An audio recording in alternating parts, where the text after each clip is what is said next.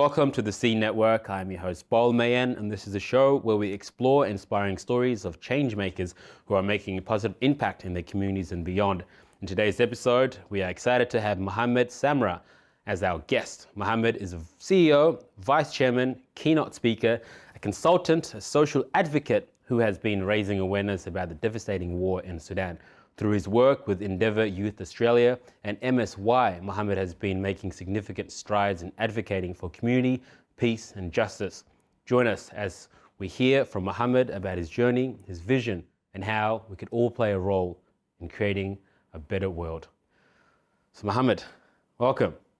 Thanks for having me, Paul. I'm glad you could make it. I know it was short notice, and I've heard a lot of great things about you, so I'm so glad you can make it. My pleasure, man. Looking forward to the conversations. Man, I'm looking forward to it as well. Before we start, let's start off with where you were born. So I was born in Sudan, in a place called Kassala, and Kassala is mainly known for importing, exporting. They deal a lot in sheep, camel. Yeah. I love that. That's good. I'm from the south, but I was born in the north in Khartoum, and then I moved up to Egypt before coming to Australia. What's the difference between the north and the south? Biggest difference that I've probably identified is north is mainly made up of Muslims, and south is mainly made up of Christians, and yeah, that's I guess the biggest difference I'll say between us. What we've identified.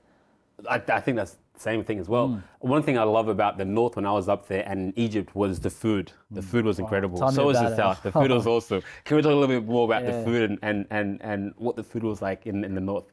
Yeah, the food's amazing. So it's coming from fool. So fool is beans, but it's made like in a Sudani way. Yeah. And there's also bamia. There's oh my God, I haven't had a bamia in so long. Yeah. I love that. What's the most important thing about being Sudanese and being from the north for you? So I take a lot of pride in being Sudanese, right? I feel like being Sudanese for me instilled in me a lot of the values that I now have. When I was back in Sudan, it was family orientated, right? There was rich culture, and Sudan, the makeup of Sudan is a lot of tribes, right? There's a lot of different languages, a lot of ethnic diversity there. Yeah, so it gave me appreciation of culture, gives me appreciation of being myself. I love that. And I'm Sudanese myself as well, but what are things that most people might not know about Sudan? Sometimes people forget that about Sudan, right? I feel like because it's right next to Eritrea, right next to Somalia, and right next to South Sudan, right? So, yeah. I love that. And I know you went back, and that was a life-changing experience. And I know that is the case for a lot of people that do end up going back to Africa and realizing what life is like there. What was it for you? What was it like for you when you went back, and what was your life-changing experience like? So I went back when I was in primary school. I went back for a whole year, and in that year I stayed in the countryside of Kassala, so in villages, and I used to go for like 1 hour to get the water from the well, ride my donkey. I love that. I was doing some, and yeah, so I feel like I grew up a lot faster than my peers in Australia, just because I got to experience how life was back home and experience the responsibility placed on a lot of our young people back home in Sudan. I love that. I love you got the chance to go back as well. But what was the reason you guys had to come to Australia in the first place? So we came in search of a better life. So my mum, she came here by herself with like 6 children to give us the opportunity to dream, right? The opportunity to build something for ourselves. And yeah, education was a major factor in us coming here. So. I love that. And when did your mum come over with 6 children? So we came early 2000s, man. Yeah, 2003, 2004. I love that. I came in 2004, so, kind of similar to you. But when you came over, how was that like? What was Australia like when you first came here? So I remember the experience, man. I was young, but I remember it being different. I remember being exciting. Yeah, I remember like living in a house with like 3-4 bedrooms. Yeah, it was an experience I can't forget. I love that. What was the relationship like with your siblings and your mum when you came into a place where like everything was different and the culture was different? What was that like? Did that bring you guys together? It definitely brought us together. Yeah. It brought us together because we found strengths within our household. For sure. If things got tough outside, if I was struggling to learn English or my older brother was struggling to do certain things, we could all come and have a debrief and conversate, and it brought us together as a family. I love that. And was there other different African cultures when you came here? Was there other Sudanese cultures, communities when you came here? Or what was that like when you first came in? Did you find it easy to find other Sudanese people? I would say I ran into a lot of East Africans. Okay. So in my primary school, in the area which I lived, there was a lot of East Africans. There's a lot of Sudanese people as well. The primary school I went to, I was lucky. There was a lot of Africans. That's good. Yeah, because so many people are, not as lucky as you, and they end up going to places where there's in the countryside or further out, and they end up going to schools where they're the only African people in school, which I can't imagine what that would be like. It'd be tough, man. That would be Definitely daunting. tough. Even with your family, where are you? Are you the youngest, middle, oldest? So I'm the second youngest. You're second youngest. Yeah. Would that help? That would have helped as well, right? It definitely would have helped because I had older brothers that can navigate certain things and come back and teach me the ropes. Yeah, so I owe a lot to my brothers to show me the ropes, yeah. I love that. And before you talked about how some of the values you learned in Sudan from going back or even being from Sudan helped you to be who you are now. What are some of the values that helped you throughout primary school and through the early stages of living in Australia? Both being Sudanese and the values that instilled in me, but also what the values my mom instilled in me. So the values of compassion, the values to be kind, and the hard work that I saw my mom take. She worked 2 jobs, right? Coming to a whole new country with so many kids and having to provide for us. It definitely allowed me to grow a lot faster than anyone else in my class. I took on a lot of weight on my shoulders. I love that. That's awesome. And, blessed to the mums that brought us here and how they survived and how they raised us to be who we are, and many other children. What was the biggest culture shock when you first came to Australia? Biggest culture shock? Yeah. It'd be the food. The food? Yeah, it would definitely be the food, man. The first time I ran into McDonald's, man, I was like, what is this? Every time I drive past McDonald's, I'm like, mom, Yeah. Happy Meal. Do you now have a guilty pleasure, meal that you eat that is Australian that you never thought that you would like? Oh, that's a tough question. Yeah. Don't say Vegemite. Surprisingly, yeah, I'll say Vegemite or peanut butter. Yeah. I love that. All right, guys, we're just going to go a quick break. Stay tuned to hear more about Mohamed and his incredible work he's been doing in the community. See you soon. Welcome back, guys. If you just joined, I am your host, Bol Mayen, and I'm here with Mohamed Semra. We've just talked about your journey to Australia and how Sudan was like. Now I want to talk about what schooling was like, and were there any challenges you faced when you were in school? So growing up, I had a very severe stutter. So every time I would speak, my body would rock, my tongue would come out, and that did lead me to disengage in learning, right, for a very long time. As particularly in primary school, I used to get bullied. Early high school, I got bullied as well, and so yeah, it was a very difficult time in the sense that I was always a social advocate in heart. I could see something for that was wrong, and I wanted to be part of the solution. I remember going for Year 6 leadership team, and I didn't get it because of that stutter. So it was difficult to engage in the learning because of that. But at the same time, being a Sudanese student at a school, in a school that I didn't see myself represented in the staff, I didn't see myself represented in the curriculum, that was another barrier to overcome, right? So while I was facing my stutter and while I was facing the experience of not feeling welcome in the environment, I was disengaged, bad. For sure. And now you speak amazingly, and the work you've been doing is incredible. How did you fix that? What were you doing in order to become the man you are now?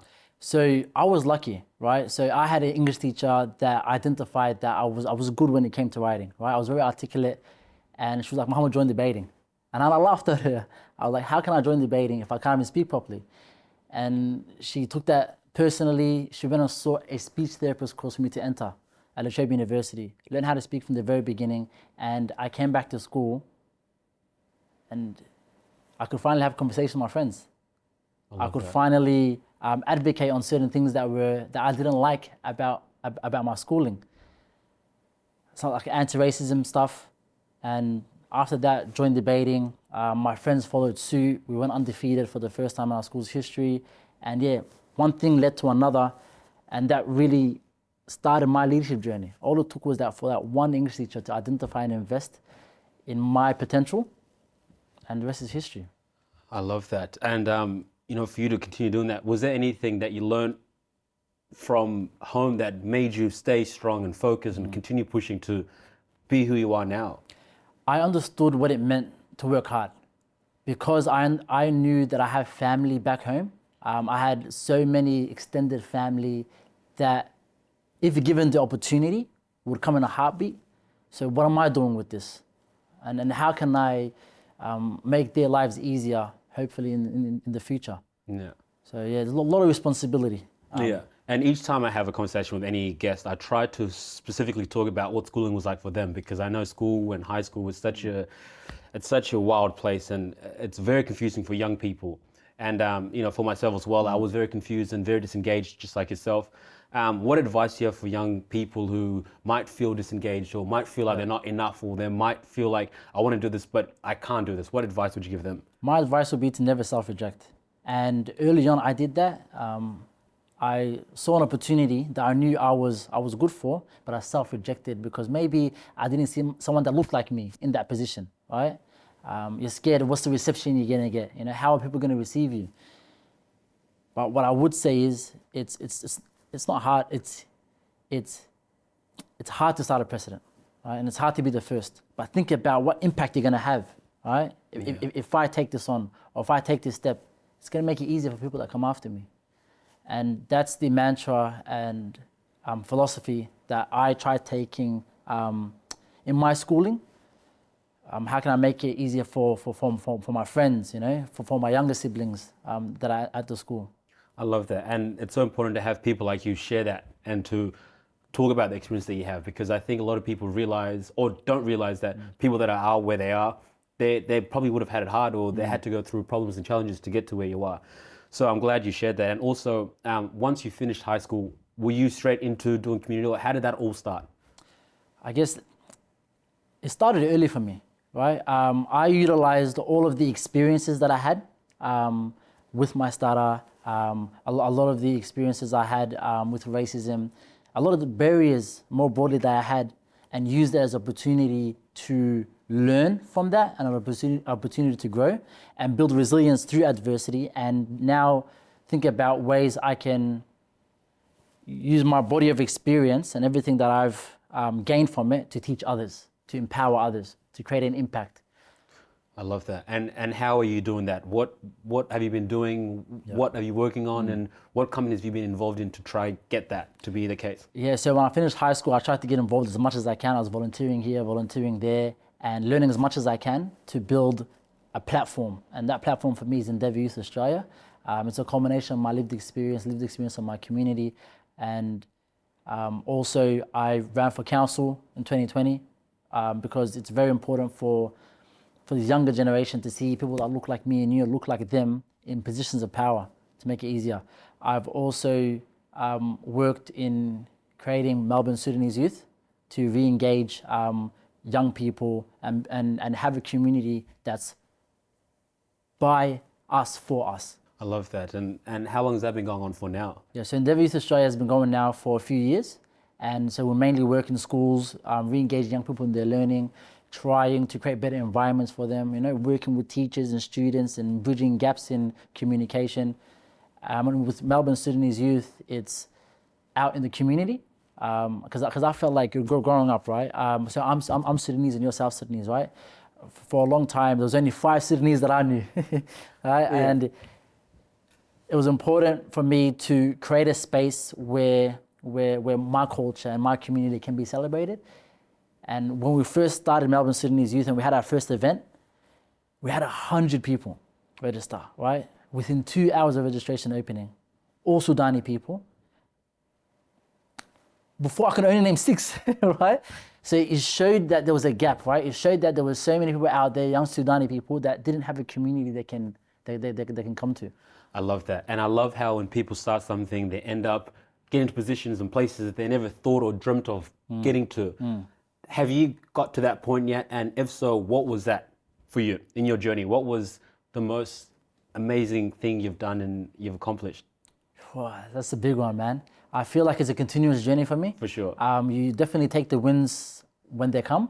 And the biggest wins for me, man, is when I go to a school and the first session that I run, the little students, they have a certain feeling. They feel like things aren't going their way. But as we work and as we develop the program, by the end of it, much more re-engaged. You know, I'm getting messages on socials. Mohamed, thank you so much for helping me with this or supporting me on that podcast or pointing me in the right direction. I couldn't ask for anything better, you know? All right, well, there you go, guys. Don't go anywhere. We'll be right back after this ad break. Welcome back, guys. If you just joined, I'm your host, Mayan, and I'm here with Mohamed Semra. So we just talked about school and what that was like for you, and it was amazing to hear what you overcame in order to be who you are. And getting involved with community, why did you get involved with it? And what does community mean to you? It's a very good question, man. My mantra is making it easier for the person that comes after me. And I try to do that as many ways as I can.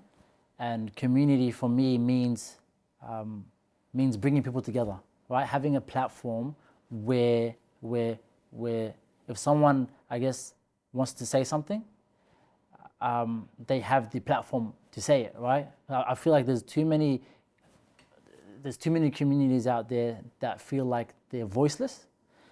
So the reason why I came into community is just to push for that platform. I love that. And being involved with the community and uplifting the community, what are some of the most positive things you've seen in the community and seeing people do that are the next generation? I've seen the community's capacity to galvanize, right, in times of hardship.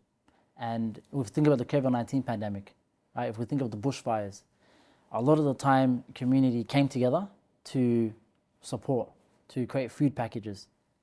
And yeah, it's been so inspiring, and it inspires me to continue to do the work that I'm currently doing.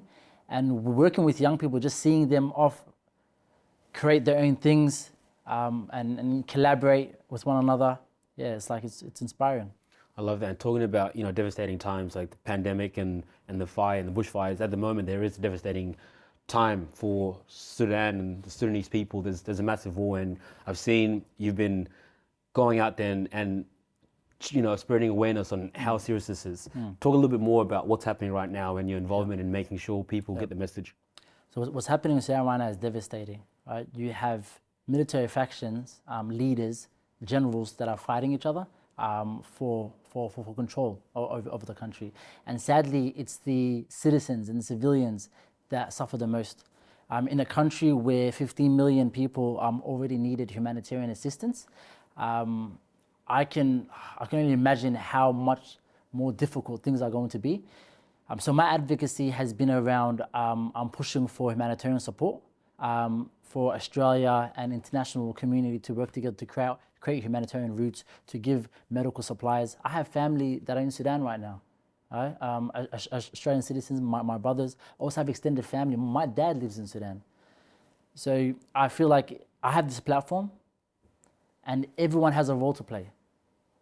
And my role is raising awareness. For people that might not have any idea of what's going on whatsoever, what's the humanitarian state at the moment like? So right now there's been severe shortages of food, water, electricity, medical supplies. 85% of hospitals are out of service. My brothers are currently there. His wife is 9 months pregnant. And to think that she can give birth without proper medical care is concerning.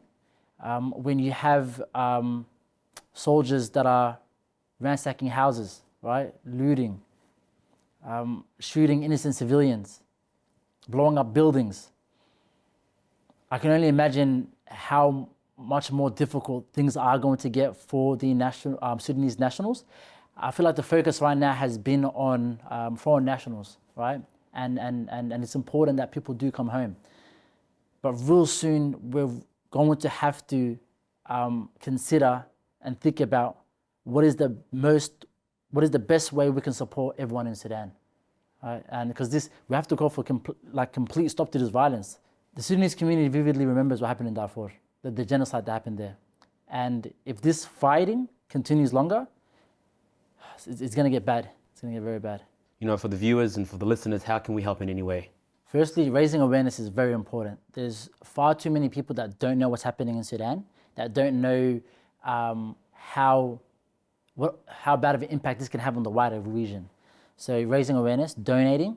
There's so many people there that are gone with no food, with no water. So any dollar can go a long way.